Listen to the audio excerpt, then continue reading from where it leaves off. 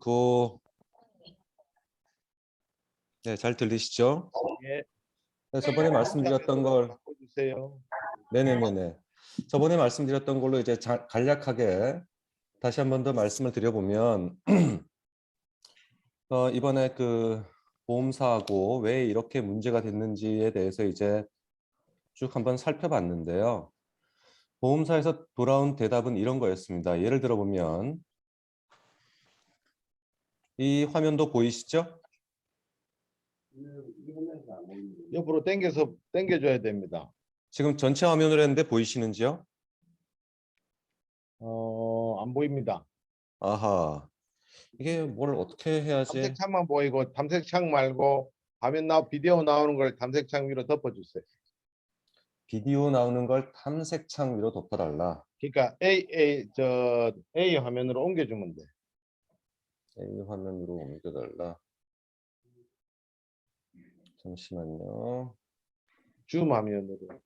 줌 화면으로 옮겨달라. 알겠습니다. 참 이게 쉽지가 않네요. 아하.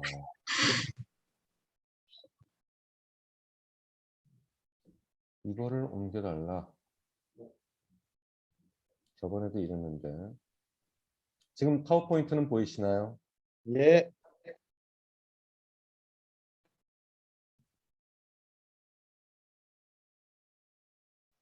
지금 비디오를 켰는데요. 지금 화면이 몇 개 있어요? 박 원장 컴퓨터에. 잠시만요. 화면이 파워포인트 화면 하나랑 그리고 영상 화면 하나가 있습니다. 파워포인트 화면 위에다 덮어주세요.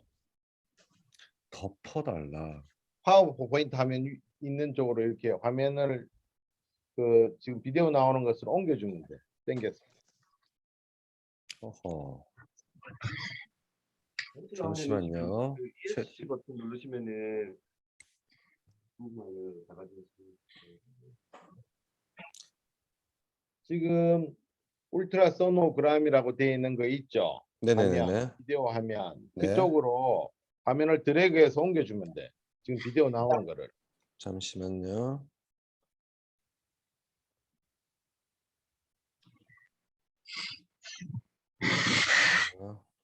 no. 아우 참. 제가 너무 어리버리해 보이는데요. 이거를 지금 되고 있는 걸 갖다가 그걸 일단 눌러봐 주세요. USG 3. 지금도 안 보이시죠? 예. 아하. 안 그러면 아까 그 비디오 화면을 네네네. 지금 그 파워포인트 있는 화면으로 드래그해서 옮겨주면 보일 수 있는데. 잠시만요. 아유 참. 이거를 예. 쪽으로 일단 비디오 켰죠? 일단 옮겨갔습니다. 보이십니까? 예. 이렇게. 그렇죠. 오케이. 일단 한번 해보겠습니다. 예.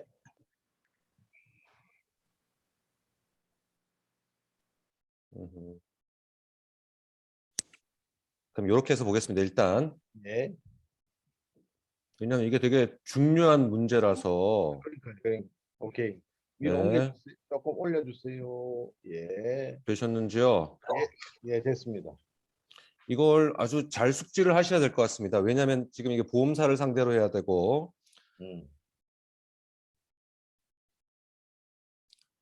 소리도 잘 들리시는지요? 소리는 위로 올려주세요. 더 안 들립니다 지금. 박 원장님께서 설명을 해주셔야 될 것 같아요. 네. 그럼 이걸 없애고요. 파워포인트 안에 지금 소리가 음소거가 되어 있는 것 같아요. 자, 여기서 지금 환자분의 그 정맥류에 있어서 초음파를 보고 있는데요. 미끈해 보이지만 이렇게 리플럭스가 있습니다. 리플럭스가 있는데 이걸 우리는 다 안다는 거죠. 다 아는데 결론적으로 이 환자가 리플럭스가 있느냐 없느냐를 갖다가 증명을 해내야 되는데 끝내는 그게 리플럭스가 있는지 없는지를 알아보는 거는 펄스웨이브 모드밖에 없습니다. 그런데 지금 같은 경우에는 펄스 웨이브 모드를 저장을 할 때 이제 환자분께 이게 정말 심한 하지 정맥류고 리플럭스가 아주 오래 지속된다는 걸 강조를 하기 위해서 사진을 저장을 하는데 여기를 잘 보셔야 됩니다. 결론적으로 리플럭스가 있다 없다를 인정받기 위해서는 반드시 바이페이징 모드가 보여야만 합니다. 즉, 이 위쪽에 있는 리플럭스에 해당하는 다운워드 디렉션의 펄스 웨이브만 기록을 하게 되면 아무리 정맥류가 심하다 손치더라도 일단은 인정받기가 힘든 경우가 많습니다. 그래서 반드시 컴프레션을 했다는 증거가 있어야만 합니다. 있어야만 하고 이 다운워드로 되어 있는 이 그래프가 있지가 않으면 정맥류가 아무리 심해도 일단은 먼저 삭감부터 하고 봅니다. 하기 때문에 펄스 웨이브 모드 기록을 남기실 때는 반드시 이쪽 아래쪽으로 내려가는 다운워드 디렉션으로 하는 요 그 그래프가 보이고 그리고 업워드 디렉션의 그래프가 이렇게 나오게끔 그리고 그 시간이 0.5초 이상 지속이 되게끔 그래프를 남기셔야만 문제없이 인정을 받을 수가 있지 안 그러면은 삭감될 가능성이 높다라는 걸 꼭 말씀드리고 싶습니다. 그렇고요. 자, 술전 이제 준비에 대해서 말씀드리겠습니다. 다른 거야 뭐 어차피 다 아실 거고 일단 중요한 것은 환자분의 다리 사진과 그리고 정확한 베인의 매핑이 중요합니다. 어디에 퍼포레이팅 베인이 있고 사이즈가 얼마만 하고 하기 때문에 그런 사이즈부터 시작해서 어디로 브랜칭이 되는 건지 어디에 퍼포레이팅 베인이 있는 건지 그리고 GSV는 듀얼인지 모노인지 아니면 심지어는 트리플까지도 있기 때문에 여러 가닥으로 가는 경우도 있기 때문에 그런 걸 상세하게 다리 위쪽에 기록을 남겨주시는 것이 일단은 원활한 수술을 위해선 중요하고요. 수술방에 사실은 초음파가 없는 경우도 왕왕 봤습니다. 근데 초음파라는 것이 우리의 눈에 해당되는 역할이기 때문에 초음파, 즉 그냥 낮은 등급의 초음파가 아니라 어느 정도의 퀄리티는 보장할 수 있는 초음파는 수술에 있어서 반드시 필수적이다라는 걸 몇 번이고 강조드리고 싶습니다. 이 다리를 보시면은 일단 다리가 많이 부어 있고요. 그리고 어느 정도의 엑제마도 있고 베리코시티도 있습니다. 이제 우리는 다 알고 있습니다. 이게 거꾸로 나무를 세워놨는데 거꾸로 세워놓은 그 나무랑 똑같은 구조라는 것이죠. 즉 제일 위쪽이 뿌리에 해당되는 부분이고 그리고 스템이고 여기에 브랜치에 해당되는 부분일 겁니다. 그래서 잠깐만요. 우리 나머지들 다 음소거 좀 해주십시오. 박 원장만 하시고요. 나머지 선생님들 다 음소거 해주십시오. 그래서 결론적으로 우리의 포커스는 이렇게 환자분이 불편감을 느끼는 무릎 아래쪽이 아니라 결론적으로 무릎 위쪽이라는 것이죠. 그래서 이 부분을 놓쳐버리게 되면 끝내는 제발이라는 쓴잔을 마시게끔 되어 있습니다. 그건 필연입니다. 치료입니다. 크게 봐서는 수술적 치료와 엔도비너스 트리트먼트 그리고 나머지 이제 부수적인 거에 대한 치료가 있는데 일단은 제일 기본 오브 기본은 저는 하이라이게이션과 스트리핑이라고 봅니다. 요즘 그런 말이 있지 않습니까? 그 외과를 졸업하고 나서 외과 전문의를 땄는데 막상 앞배를 갖다가 해보라고 했더니 저는 라빠가 없으면 앞배를 못합니다 라고 말하는 그 외과 전문의도 있다는 말을 농담처럼 이렇게 들었습니다. 즉 모든 상황에서 모든 의료기관에서 이러한 모든 의료 도구들이 있지는 않습니다. 하기 때문에 이게 가장 기본이 되는 것이고 그리고 하지중맥류가 심했을 경우 즉 베인의 다이아메트가 크고 리플럭스가 강력하고 어느 정도 긴 세월 동안 진행이 됐을 경우에는 단순하게 엔도비너스 트리트먼트만 가지고서는 치료를 할 수 없는 경우가 너무 흔합니다. 하지만 이 위쪽에 있는 하이라이게이션과 스트리핑을 원활하게 못하면서 그냥 엔도비너스 트리트먼트만 하면 됩니다. 이게 간단합니다. 하고서는 나중에 만약에 수술 후에 환자가 재발을 경험하게 되면 그것을 당신이 하지정맥류가 심했기 때문에 어쩔 수 없이 이거는 재발할 수밖에 없습니다라고 말을 하면 안 된다는 것이죠. 그래서 저는 반드시 하이라이게이션과 스트리핑을 할 줄 알고 혈관을 잡았을 때의 그런 느낌에 대해서 정확하게 알고 있어야 나중에 엔도비너스 트리트먼트를 했을 때 좀 더 효과적인 치료를 할 수 있다는 것이지 애시당초 요것부터 시작을 해가지고서는 일단은 한계가 있다라는 걸 꼭 말씀드리고 싶습니다. 어떤 치료를 하든지 여기 위쪽에 있는 하이라이게이션 스트리핑이든지 아니면 엔도비너스 트리트먼트든지 첫 번째 진단을 정확하게 하고 어떤 치료가 더 환자에게 좋을런지를 갖다가 생각을 하고 그리고 막상 수술장에 들어갔을 때는 수술이 이루어져야 되는데 가장 기본적인 게 베인 펑처입니다. 베인 펑처인데 이 상황에 있어서 처음 하지정맥류를 시작하시는 분들이 상당히 많은 어려움을 겪는 걸 봤습니다. 저희 병원에 여러분들이 오셔가지고서는 연수를 받으셨는데 막상 수술장에서 이렇게 펑처라든지 같이 한번 해보자라고 해보면 실질적으로 베인 펑처가 너무나 많이 힘들다고 말하는 경우를 많이 겪는데요. 그 이유는 기존에 동맥 같은 경우에는 펄스를 느끼면서 뚫는 듯한 느낌으로, 즉 피어싱 한다는 그런 느낌으로 펑처를 했다면 베인 같은 경우에는 뚫는 게 아니고 긁듯이 그리고 살살 간지르듯이 그렇게 들어가야 되는데 그걸 힘들어하는 경우를 왕왕 봤습니다. 그래서 베인 펑처에 대해서 조금 더 상세하게 말씀드리고 싶고요. 그 전 단계에서 제가 이제 그렇다면 치료 모딜리티를 선택을 할 때 어떻게 선택을 할 것이냐에 대해서 말씀을 드려보면 일단 저는 사이즈가 10mm가 넘어가게 되면 즉 베인의 다이아미터를 말합니다. 10mm가 넘어가고 리플럭스가 심한 경우는 일단 하이라이게이션과 스트리핑을 아직까지는 따라갈 수 있는 게 거의 없다고 봅니다. 제 개인적인 생각으로는. 나중에 재발의 가능성도 극히 작고요. 하기 때문에 하이라이게이션과 스트리핑이 저는 맞다고 보고 사이즈가 10mm 미만이면서 리플럭스가 있고 베리코시티가 어느 정도 심하지 않은 환자분들 같은 경우에는 일단 처음 정맥류 치료를 시작하시는 분들은 RFA를 저는 권합니다.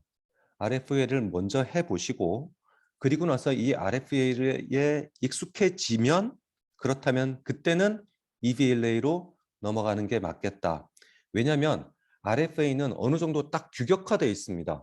항상 똑같은 온도, 똑같은 시간 이런 식으로 컨트롤하기가 쉬운데 EVLA는 상대적으로 어느 정도 손에 대한 감각이 있어야 이걸 시행해도 효과가 있는 것이지 처음에 이게 잘 어블레이션이 되고 있는 건지 아닌지를 판단하기가 쉽지가 않습니다. 그래서 만약에 투메선트를 이용한 더멀 어블레이션을 하게 된다면 그때는 저는 RFA를 먼저 보내드리고요.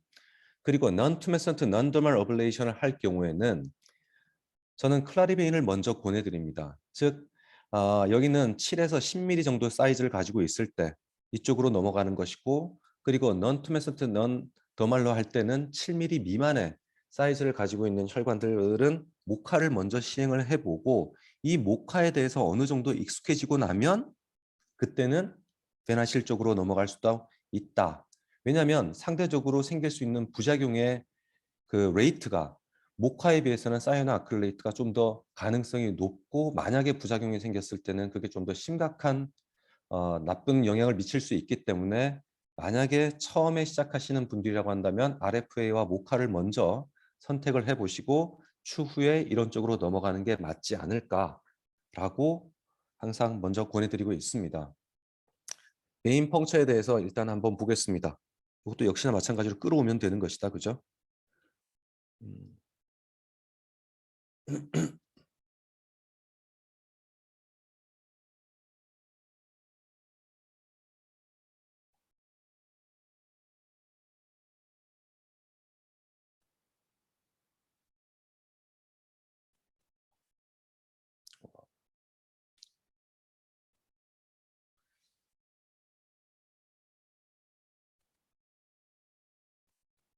이거 어느 정도 보이십니까?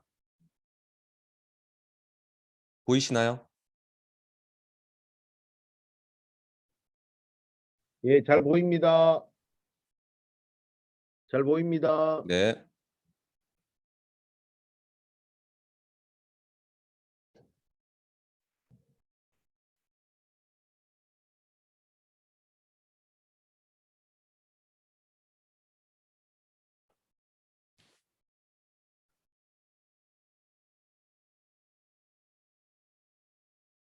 음소거. 설명을 좀 부탁드릴게요. 네. 보통은 영상의학과에서는 이렇게 롱지튜디널하게 소노 프로브를 두고 소노 프로브의 변화 없이 이런 식으로 쭉 그냥 따라 들어가게 됩니다. 즉 소노 프로브에 변화가 없다는 것이죠. 변화가 없고 그냥 혈관 위에다가 두고서는 그 플레인을 그대로 유지하면서 소노 프로브의 움직임 없이 그대로 들어가기만 합니다. 그래서 어찌 보면 2차원적인 이미지를 줄 수밖에 없습니다. 좌우로 따라 들어가기는 힘들다는 것이죠. 그런데 트랜스버스하게 프로브를 두고서는 이런 식으로 천천히 소노 프로브를 뒤로 밀고 니들은 점차적으로 앞을 따라가게 되면 저렇게 구불구불하게 되어 있는 혈관들도 충분히 따라 들어갈 수 있다는 겁니다. 그래서 처음에 익숙하진 않겠지만 트랜스버스 뷰로 보고 펑처를 하는 것이 나중에 실력 향상과 그리고 더 좋은 결과를 환자에게 줄 수 있는 키포인트라고 할 수 있습니다.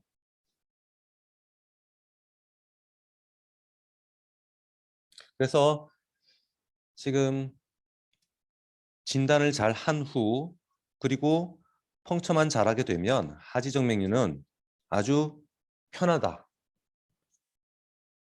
저는 항상 강조를 하고 있습니다. 처음에 하지정맥류 치료를 함에 있어서 접근을 할 때 가장 어려움을 겪는 상황이 바로 펑처입니다.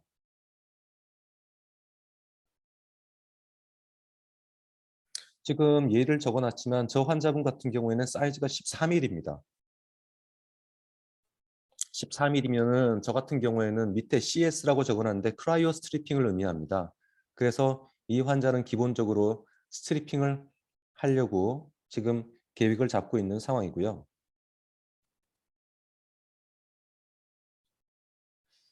여기서 이제 저는 강조를 하는 것이 무엇이냐면 우리가 치료 방법을 선택을 할 때 새로운 치료 모델리티가 많이 나옵니다.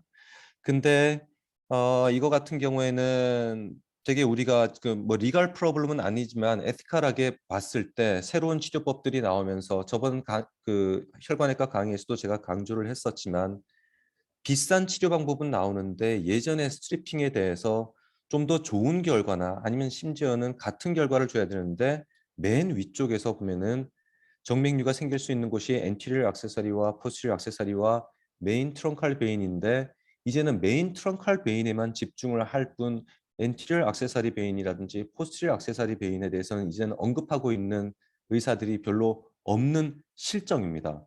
그리고 나중에 수술 후에 환자들이 메인은 사라졌지만은 엔티리어나 포스티리어를 따라서 재발을 했을 때 이거는 재발을 어쩔 수 없이 당신이 재발할 수밖에 없는 상황이지 우리가 잘못한 건 아닙니다. 라고 말하는 경우가 있는데 그건 원시적인 방법인 스트리핑에 비해서 더 못한 즉 인피리어한 결과를 준다는 것이죠. 그래서 펑처만 잘하게 되면 제가 펑처를 강조하는 이유가 펑처만 잘하게 되면 엔티리어 액세서리와 포스티리어 액세서리 베인도 충분히 엔도비너스 트리트먼트로 할 수 있다는 것이고 환자에게 먼 미래로 봤을 때는 더 좋은 결과를 줄 수 있다는 걸 제가 지금 강조를 하고 있는 것이고 그래서 맨 위쪽에서 사피노피모랄 정션에서 시작하는 그 세 개의 메인 가닥들은 환자를 위해서는 반드시 없애주는 것이 맞다라고 저는 꼭 강조드리고 싶습니다. 그리고 또 새로운 걸 하나 더 보겠습니다.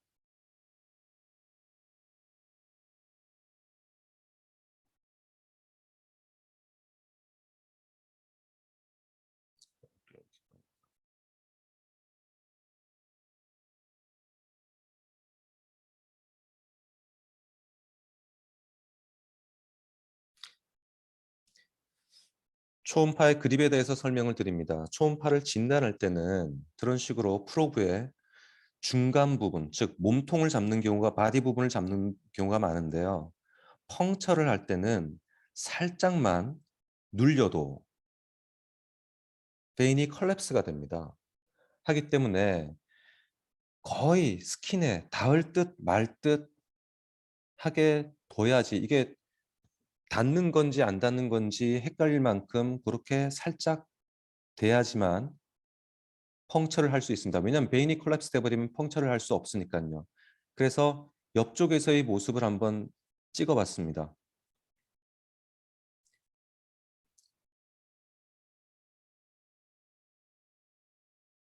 자, 보십시오. 소노프로브의 무게만으로도 베인은 컬랩스가 됩니다. 스스로의 힘이 약하기 때문에 아트리와는 달라서 컬랩스가 돼버리기 때문에 새끼손가락의 위치를 보시면 손바닥과 새끼손가락으로 스킨에 지지를 해주시고 그리고 닿을 듯 말 듯 올려야지만 베인이 제대로 보이고 펑처를 할 수 있습니다. 환자가 서 있을 때는 베리코시티가 엄청 심해서 여기는 누군지 다 펑처를 할 수 있을 거라고 생각해 보지만 막상 해보면은 컬랩스가 돼서 당황하는 경우가 많습니다. 그래서 이 소노프로브만 잘 다루고 펑처만 잘 돼도 하지정맥류 치료에 있어서는 크게 어려움이 없겠다라는 걸 꼭 다시 한 번 더 강조드리고 싶습니다. 자, 하이라이게이션과 스트리핑입니다. 가장 기본 오브 기본이라고 말씀을 드렸는데요. 타겟 포인트는 하이라이게이션의 타겟 포인트는 그동안 대부분 인규이널 스킨 크리즈에 해당되는 부분이라고 알고 있는 분들이 많습니다. 맞습니다. 기본적으로 봐서는 그곳에서 인시전을 들어가서 하는 것이 맞겠지만 저는 사피노피모랄 정션이나 사피노팜니티알 정션에서 2에서 3cm 정도 디스탈 포션에서 하는 게 맞다고 항상 강조를 드립니다. 이 이유는 인규이널 크리즈에 있는 사피노피모랄 정션 같은 경우는 상대적으로 딥 포션에 위치하게 됩니다. 그런데 조금만 더 디스탈 아래쪽으로 내려오게 되면은 훨씬 더 얕은 곳에서 접근이 가능하다는 것이죠. 예전에 블랙아웃이 됐던 적이 있습니다. 전국적으로 전부 다 전기가 꺼졌었죠. 그래가지고서는 수술을 하고 있는데 레이저를 하려고 있었는데 갑자기 병원 전체가 정전이 돼버린 겁니다. 정전이 돼서 이러한 암흑천지의 상황이 됐었는데 다행히도 저희들은 그때 환자 페이션트 모니터가 충전식이었고 그리고 인퓨전 펌프도 충전식이었고 소노도 충전식이었습니다. 그래서 소노와 인퓨전 펌프는 이제 환자의 마취를 위해서 있었는데요. 그리고 환자 모니터가 다 이렇게 있는 상황에서 여기 수간호사가 핸드폰 불빛을 이용을 해서 이렇게 수술장을 비춰주고 있는 상황이었습니다. 어차피 레이저는 불가능했기 때문에 전기가 안 들어오니까 그때 당시에 하이라이게이션과 스트리핑을 했었습니다. 그리고 환자는 정맥류가 잘 나았는데요. 즉 이렇게 전기가 안 들어온다거나 어떤 특정한 상황에서는 스트리핑이 답이다. 그래서 반드시 이 방법을 알고 계셔야 되고 여기서 보시면 기존에는 여기 있는 요 부위를 인시전을 가하고 하이라이게이션을 했던 경우가 많습니다. 하지만 저는 항상 강조하는 것이 좀 더 디스탈 포션에서 인시전을 하게 되고 접근을 하게 되면 안전하게 그리고 사피노피모랄 정션을 갖다가 만에 하나 사피노피모랄 정션에서 베인에 티어링이 생긴다거나 하게 되면은 그 결과는 정말 끔찍합니다. 끔찍하기 때문에 가급적이면은 2cm 정도에서 2에서 3cm 정도 디스탈 포션에서 이 혈관을 잡고 그리고 위쪽으로 살살살살 다이섹션 해나가면 충분히 하이라이게이션을 할 수 있기 때문에 무리해서 제일 위쪽에서 잡지는 말자라고 항상 강조하고 말씀드립니다. EVLA 같은 경우에는 요즘 들어서 레디얼 파이버와 그리고 1940 4세대 레이저가 나왔기 때문에 일단은 정말 많이 좋아졌습니다. 1세대고 1세대 레이저 파이버고요. 2세대 라디얼 파이버고 그리고 3세대 라디얼 파이버입니다. 점차적으로 기술이 더 좋아지고 있기 때문에 RFA가 상대적으로 많이 밀려나는 경향은 있지만 그래도 EVLA는 어디까지나 한계가 있다. 이것도 너무 혈관이 커지면 힘들다라는 걸 말씀드리고 싶고 여기 위쪽에 있는 곳은 1세대 리니어 파이버인데요. 이렇게 카보니제이션이 많이 생깁니다. 하지만 라디얼 파이버를 썼을 경우에는 카보니제이션은 생기지 않으면서 균일하게 혈관의 내벽들을 다 잘 익히고 있는 이런 모습들을 볼 수가 있습니다. RFA입니다. RFA를 선택을 할 때는 가급적이면 조금 더 오비주한 환자, 즉 지방이 어느 정도 있으면서 큰 다이아메트를 가지고 있는 환자들에게서는 RFA가 좀 더 안전하고 좋은 결과를 줄 수 있다라고 말씀드리고 싶고요. EVLA는 닥터가, 즉 의사가 조절을 하면서 할 수 있기 때문에 BK 쪽에서도 쓸 수는 있습니다만은 RFA 같은 경우에는 융통성을 발휘하기가 힘듭니다. 따라서 가급적이면 무릎 아래쪽에서는 쓰지 마시고 무릎 위쪽으로, 여기 펑처 사이트가 있는데 무릎 위쪽에서 쓰셨으면 하고요. 이렇게 어느 정도 스키니한 환자거나 아니면은 혈관 자체가 스킨에 가까이 있는 분들은 더멀 어블레이션을 하고 나면 이렇게 밴드가 생기는 경우가 많습니다. 그래서 투메선트를 충분히 넣어 주셔야만 하고, 그리고 너무 피부 가까이 혈관이 위치해 있을 때는 가급적이면 너무 강력하게 더멀 어블레이션을 하지 않는 것이 부작용을 줄일 수 있는 방법이고, 만약에 이러한 밴드가 만들어졌다 손치더라도 이것은 보통 6개월에서 1년 정도 지나면은 사라지기 때문에 환자들 보고 너무 걱정하지 않아도 된다라고 말씀해 주시면 되겠습니다. 모카입니다.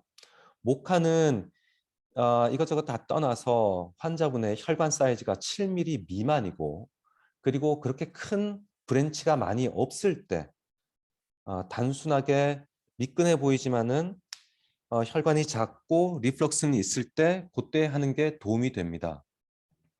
사이즈가 돌아가는 이 다이아미터가, 즉 로테이팅 팁의 다이아미터가 6.5mm이기 때문에 이게 7mm보다 커져 버리게 되면은 그때는 효과가 많이 떨어지게 됩니다.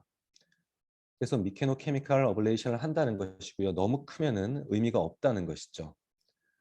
그래서 여기는 그 회사 측에서 제공하고 있는 표인데, 혈관이 너무 커지면, 베인의 다이아미터가 커지면 커질수록 치료할 수 있는 길이가 점차 더 짧아짐을 알 수가 있습니다.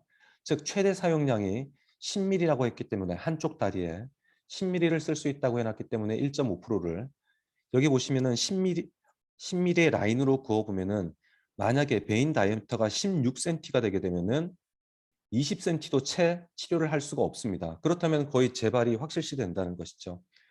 그래서 클라리베인을 쓰실 때는 꼭 기억하셔야 될 건 반드시 베인 엠팅을 하고서는 클라리베인을 쓰셔야만 합니다.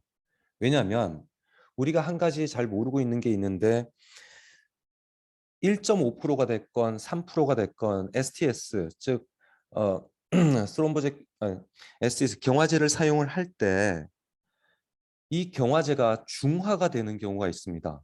근데 그 중화를 시키는, 즉 경화제를 무력화시키는 가장 큰 주범이 무엇인가 하면 바로 블러드 내에 있는 플라즈마입니다.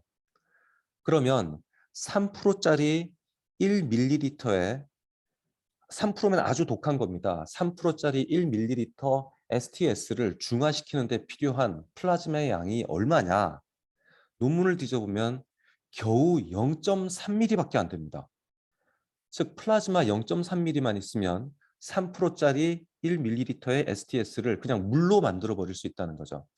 그래서 베인 다이아미터도 물론 중요하지만 클라리베인을 시술하기 전에 반드시 베인을 깨끗하게 엠팅을 시키셔야 된다.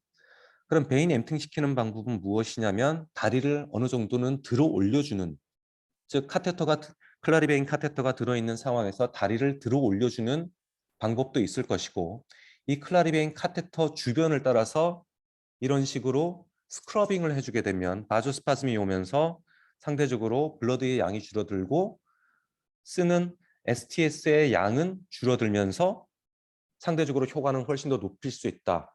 그래서 클라리베인은 베인 엠팅이 가장 중요하다고 할 수가 있겠습니다.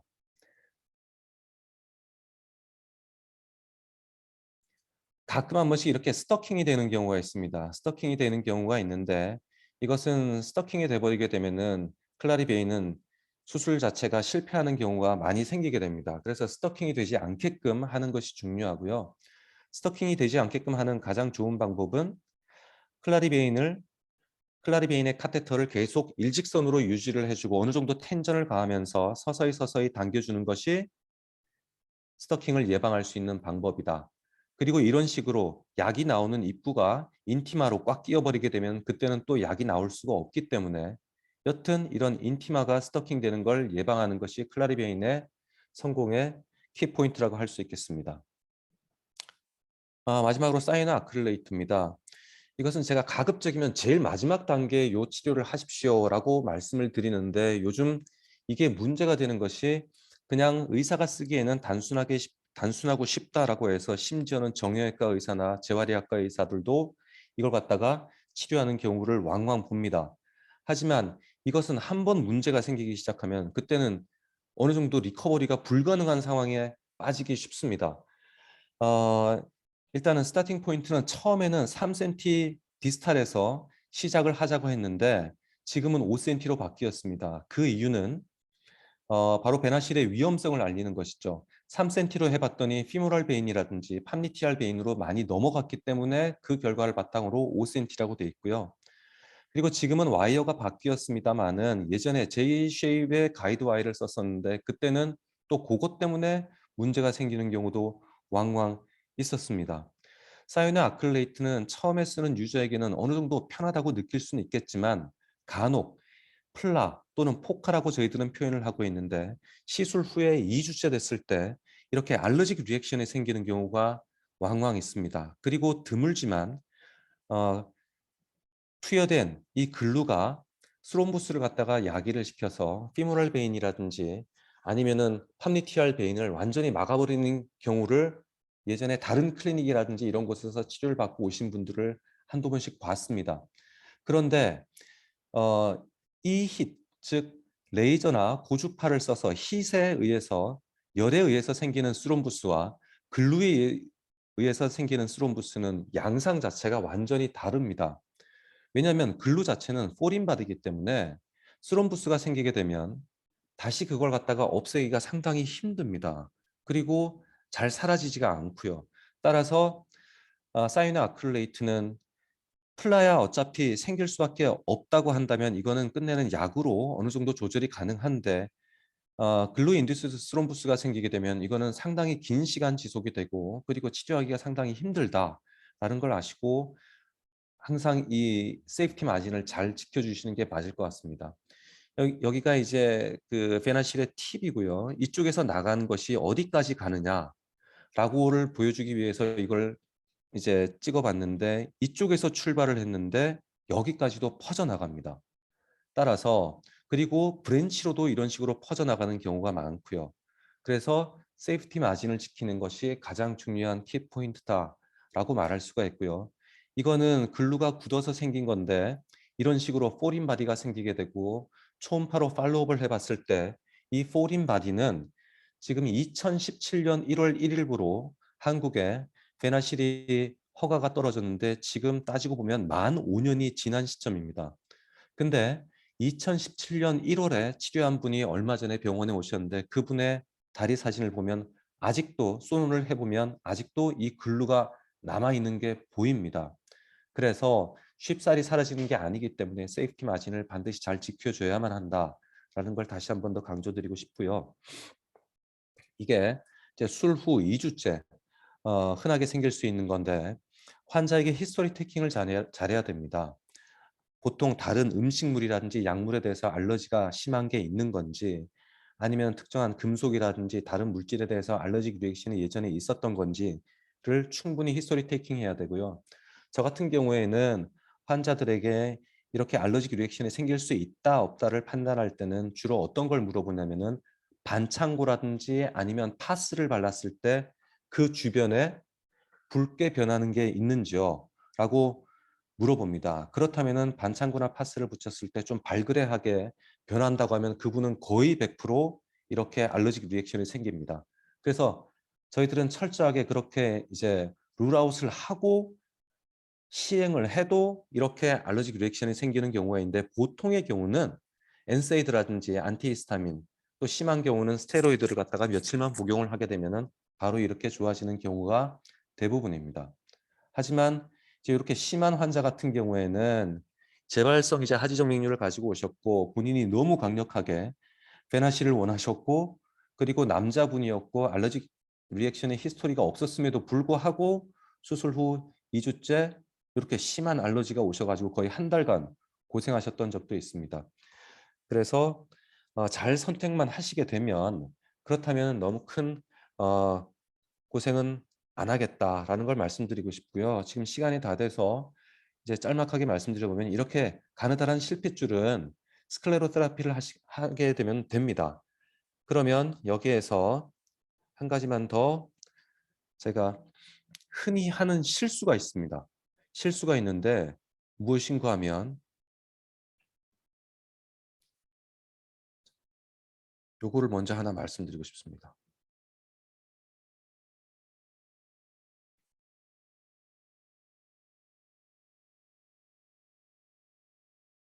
네. 옵스.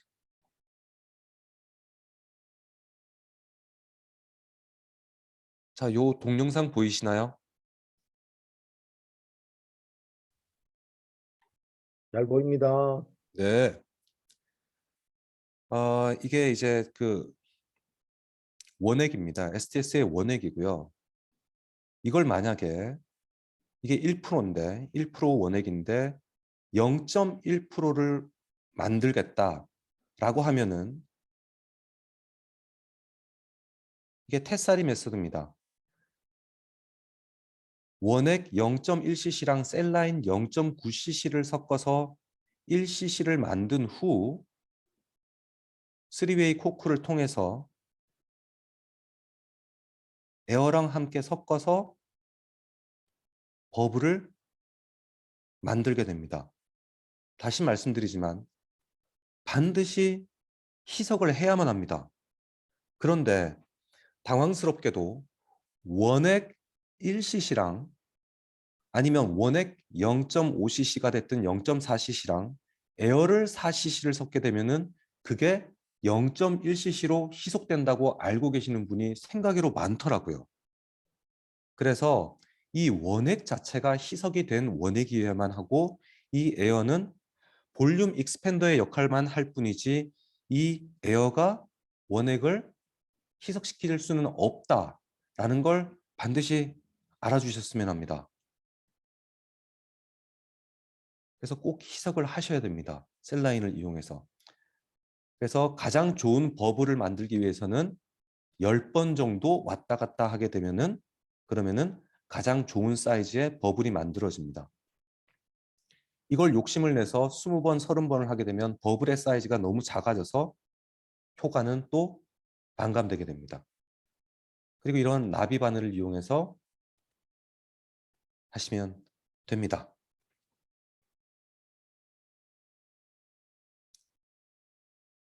자, 마지막입니다.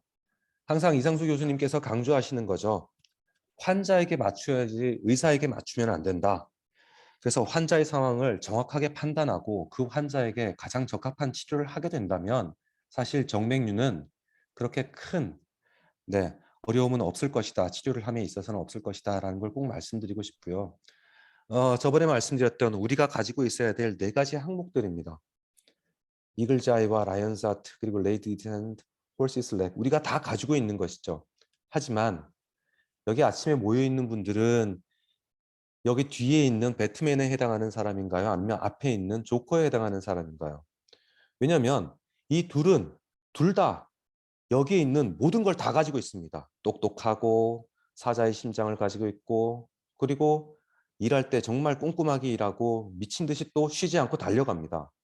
이 둘의 차이는 저는 선한 의지라고 봅니다.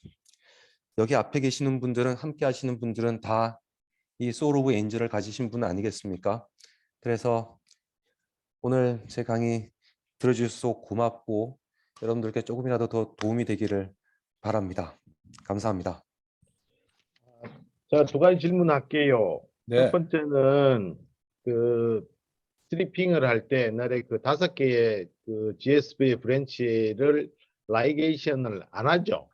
요즘은 그게 이제 하지 않는다고 되어 있습니다. 주로 하지 않는다고 하는 것이 위쪽에서 오는 푸덴달 쪽이라든지 아니면 인피리얼 에피가스라든지 이런 브랜치 같은 경우는 어차피 다운워드 디렉션으로 와서 사페노피모랄 정신을 통해서 올라가는 것이기 때문에 일단은 그거는 피지올로직하다고 생각을 하고 세 브랜치, 즉 포스티리어 액세서리 베인과 엔티리어 액세서리 베인 그리고 메인 트렁칼 베인만 해도 충분하다라고 이제 컨센서스가 이루어지고 있습니다.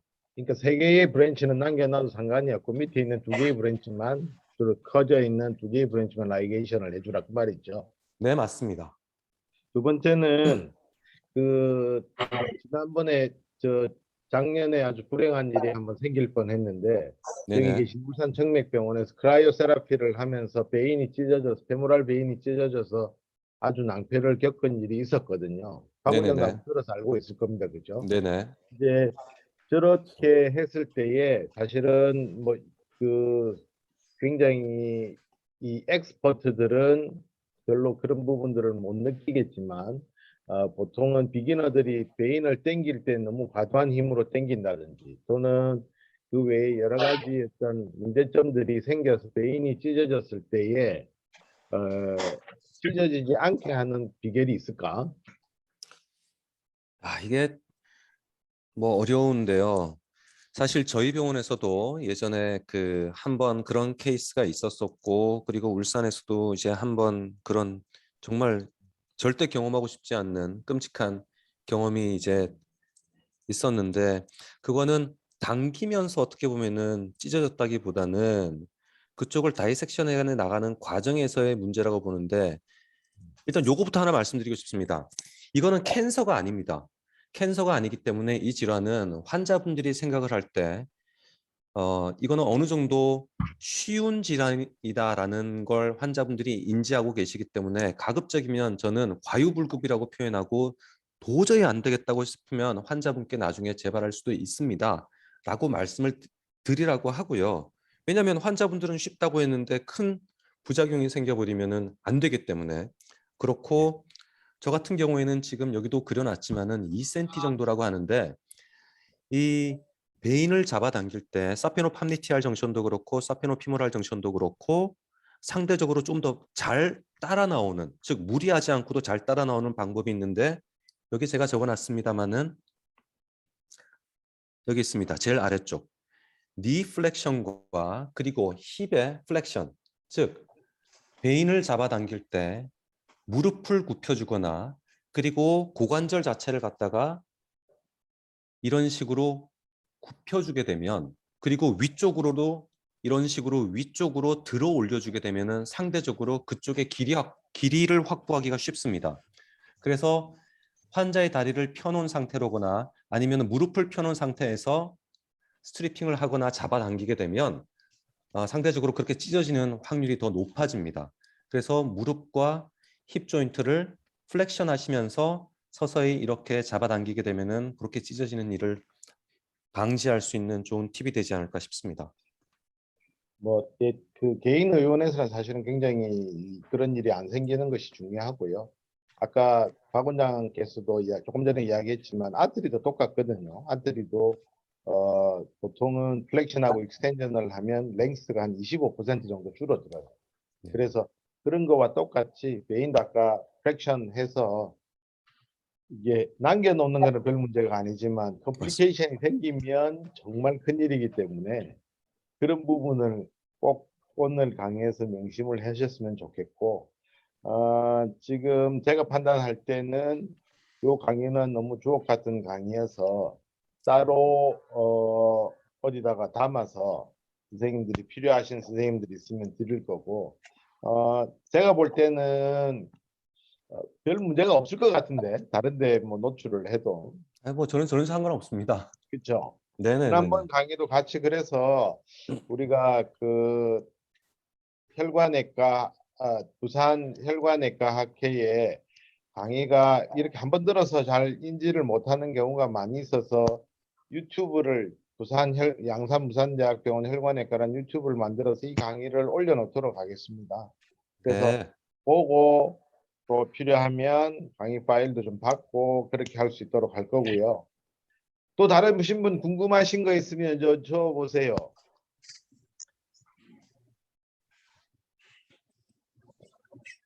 오늘 시간이 많이 걸렸지만 정말 주옥 같은 강의여서 다시 한번 박수로 마무리하도록 하겠습니다. 아이고 감사합니다. 오늘 그 모임 있는 거 잊지 마시고